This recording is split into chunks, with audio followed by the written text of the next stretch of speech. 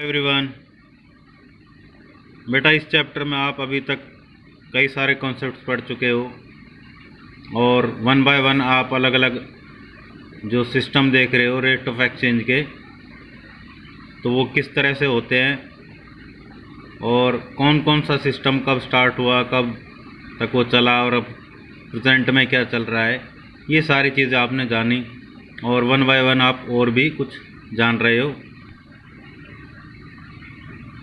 तो यहाँ पर बेसिकली अब एक क्वेश्चन उठता है, explain why supply of a foreign currency rises in response to rise in its exchange rate. मतलब एक फॉरेन करेंसी की जो सप्लाई वो क्यों बढ़ा दी जाती है, बढ़ जाती है, किस वजह से?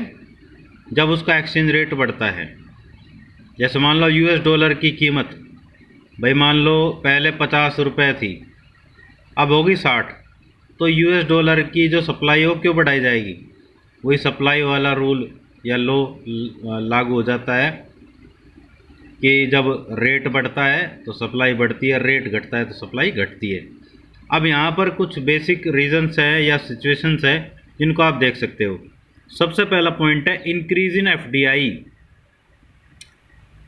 From rest of the world in the domestic economy.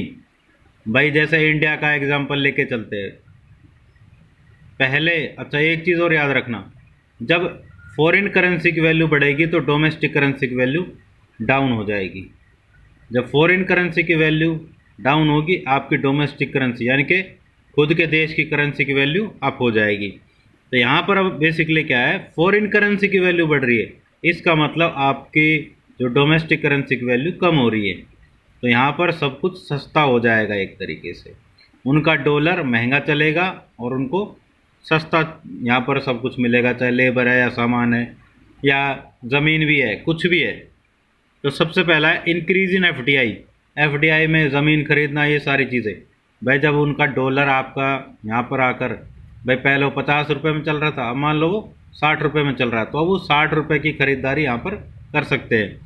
तो फिर क्या है, बेसिकली फ़ॉरेन करेंसी से वो ज़्यादा FDI कर सकते हैं, फॉरेन डायरेक्ट इन्वेस्टमेंट। इंडिया में आकर अमेरिका वाले क्या कर सकते हैं, ज़्यादा ज़मीन खरीद सकते हैं, ज़्यादा बड़े बड़े प्लांट लगा सकते हैं, ठीक है। तो इससे क्या है, FDI बढ़ता है। फिर है मोर एक्सपोर्ट्स ऑफ डोमेस्टिक इकोनॉमी। भाई जब उनका डॉलर ज़्यादा महंगा होगा, यानी कि ज़्यादा रुपीस में वो कन्वर्ट करवा सकते हैं, तो आपसे ज़्यादा वो इंपोर्ट कर सकते हैं। तो आपसे इंपोर्ट करेंगे तो आप क्या करोगे, एक्सपोर्ट। तो डोमेस्टिक करेंसी के एक्सपोर्ट बढ़ेंगे, तो फॉरेन कंट्रीज़ वाले क्या है, ज़्यादा खरीद सकते हैं। फिर है increase in FII foreign institutional investment. FDI और FII में यही डिफरेंस है कि FDI में तो ज़मीन वगैरह सब कुछ खरीदा जाता है, लेकिन FII में ऐसा कुछ नहीं किया जाता। सिर्फ शेयर्स, डिबेंचर्स वगैरह यानी कि जो स्टॉक्स है उसमें इन्वेस्ट किया जाता है। तो वही वाली बात है, जब भाई रेट बढ़ रहा है तो वो यहाँ पर ज़्यादा शेयर वगैरह खरीद सकते हैं, ठीक है। फिर उसके बाद है increase in direct purchase by the non residents in the domestic economy. Dollar ज़्यादा का चल रहा है बेटा, यहाँ पर वो ज़्यादा खरीदारी कर सकते हैं ना, ठीक है।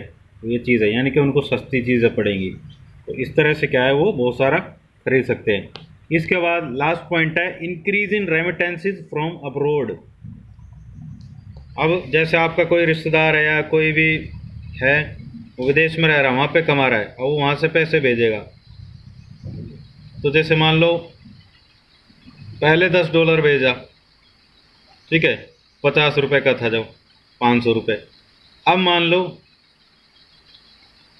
अब उसने वही $10 भेजे हैं, कोई दिक्कत नहीं, लेकिन रेट बढ़ गया है 60, तो अब 600 रुपये में चलेगा यहाँ पे, यानी कि आपको फ़ायदा होगा डोमेस्टिक इकोनॉमी में, ठीक है। तो ये सारी सिचुएशंस और रीजंस है जिसकी वजह से जो फॉरेन करेंसी की सप्लाई बढ़ाई जाती है जब उसका रेट बढ़ता है।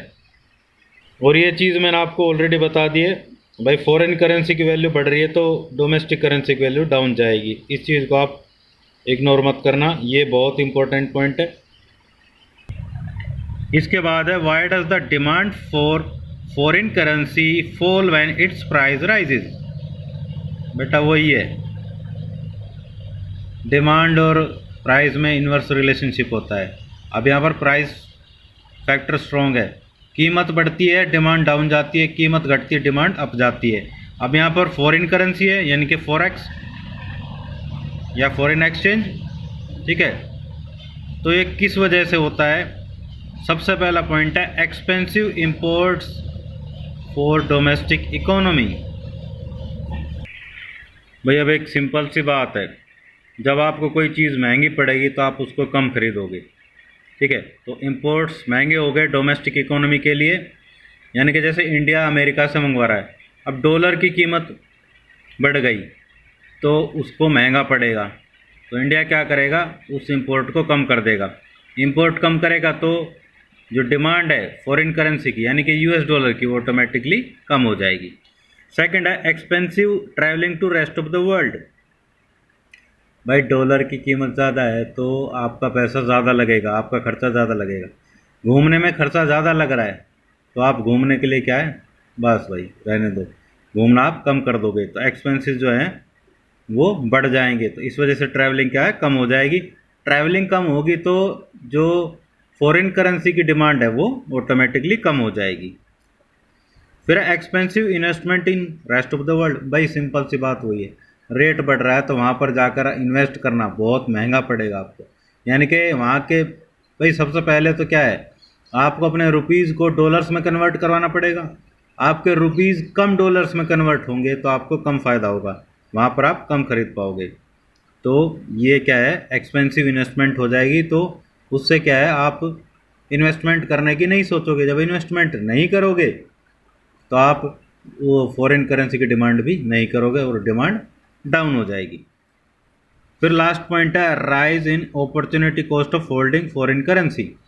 जब किसी चीज़ की डिमांड घटती जा रही है यानी कि वो प्रोडक्ट नहीं बिकेगा, जैसे प्रोडक्ट लगा के चलते हैं अगर, तो इसी तरह से फॉरेन करेंसी के रिजर्व आपने रखे हुए हैं, अब उसकी डिमांड ही नहीं है तो क्या फ़ायदा उसको, ठीक है। उसको कोई और करेंसी में कन्वर्ट करवा कर उसका फ़ायदा उठा सकते हो। तो ये अपॉर्चुनिटी कॉस्ट क्या है, आपके लिए बढ़ जाएगी।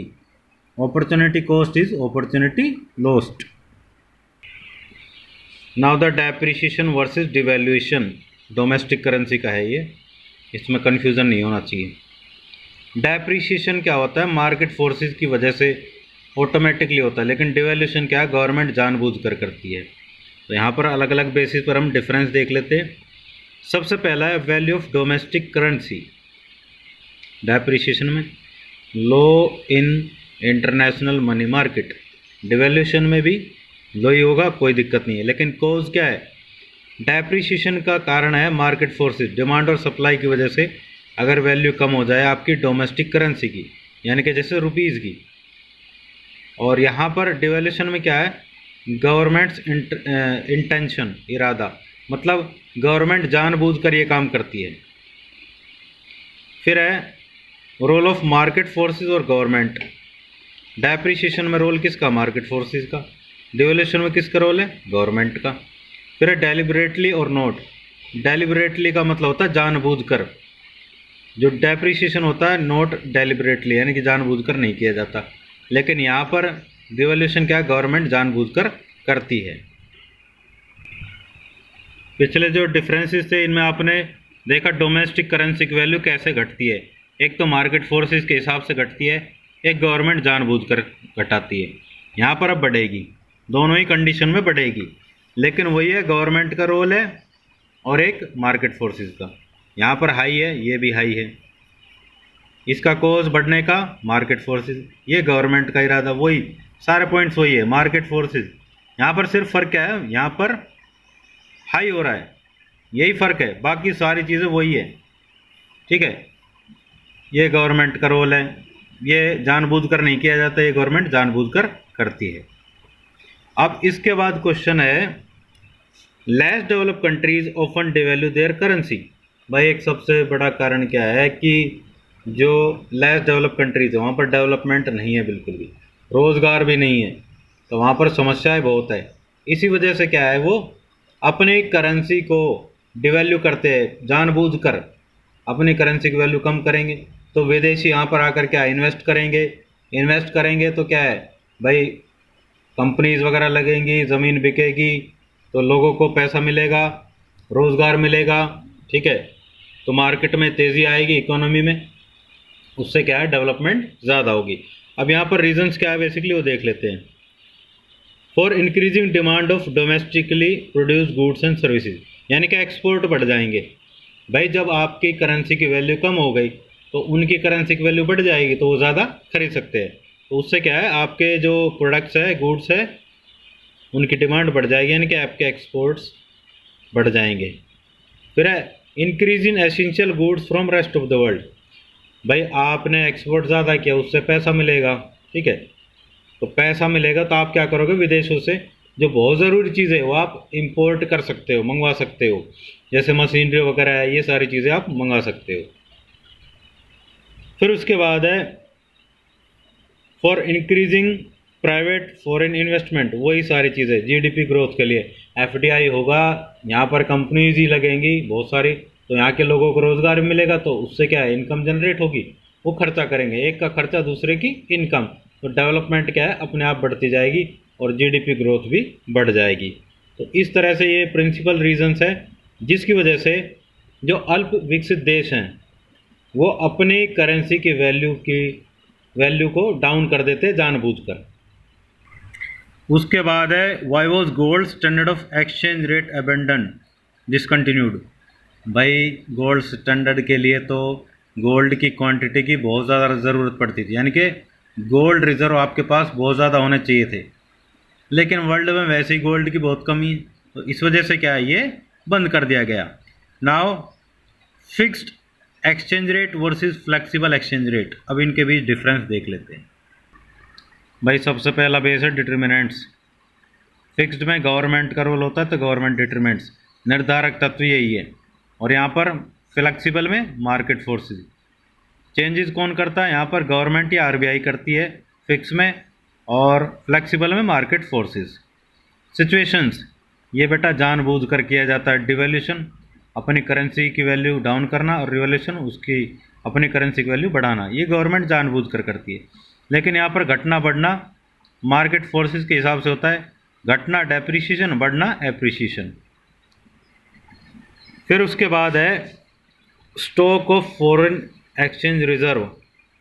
यहाँ पर लार्ज रिजर्व रखना पड़ता है गवर्नमेंट को, क्योंकि भाई गवर्नमेंट को जानबूझकर सारे काम करने पड़ते हैं, ठीक है। अगर फॉरेन एक्सचेंज का रेट बढ़ रहा है तो सप्लाई बढ़ा देती है, तो इस तरह से सारा काम होता है। लेकिन मार्केट फोर्सेस के हिसाब से जो चलता है, तो वहाँ पर ज़्यादा स्टॉक रखने की ज़रूरत नहीं है फॉरेन एक्सचेंज का।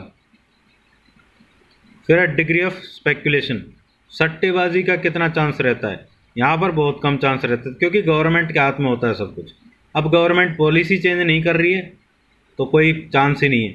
लेकिन कई बार क्या होता है, जब अगर गवर्नमेंट की पॉलिसी चेंज हो तो तब थोड़ा बहुत हो सकता है, लेकिन मार्केट फोर्सेस में अनसर्टेनिटी, अनिश्चितता बहुत रहती है, तो उस वजह से क्या है, सट्टेबाजी के चांस बढ़ जाते हैं। फिर है मैनेज्ड फ्लोटिंग और डर्टी फ्लोटिंग। एक्चुअल में क्या है, ये कॉम्बिनेशन है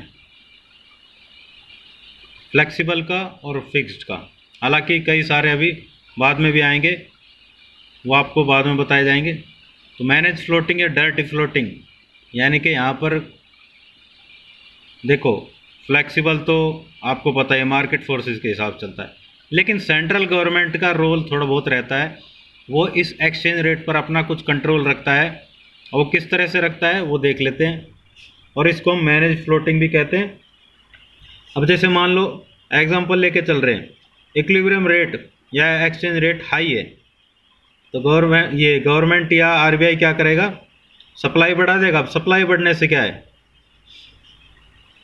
भाई, सेल ऑफ फॉरेन करेंसी, ठीक है ना, वो बेच देता है, सप्लाई बढ़ेगी। सप्लाई बढ़ने से क्या है, इक्विलिब्रियम रेट बेटा हाई है, तो आरबीआई क्या करेगा, सप्लाई का मतलब जो फॉरेन करेंसी का रिजर्व उसके पास है वो बेच देगा, तो बेचने से क्या है, ये डाउन हो जाएगा, ठीक है, कंट्रोल हो जाएगा। अगर लो है, अगर रेट लो है तो सप्लाई घटा दी जाएगी, सप्लाई घटा देने से क्या है, इसका रेट बढ़ जाएगा। तो इस तरह से वो कंट्रोल कर सकता है। तो यहाँ पर बेसिकली क्या है, ये मिक्सचर है फिक्स्ड और फ्लोटिंग का। ये जानबूझकर आरबीआई करता है, थोड़ा सा कंट्रोल रहता है, पूरा नहीं, थोड़ा सा। तो उसी की वजह से क्या है, ये मैनेज कर देते हैं। तो ये इसको हम डर्टी फ्लोटिंग भी बोलते हैं। डर्टी फ्लोटिंग क्यों बोलते हैं, क्योंकि अपने फ़ायदे के लिए थोड़ा सा ये चेंज कर लेते हैं। That's why it is called dirty floating. तो बेटा आज के लिए इतना ही बहुत है। मिलते हैं न्यू कॉन्सेप्ट्स के साथ नए वीडियो में। तब तक के लिए बाय बाय, टेक केयर।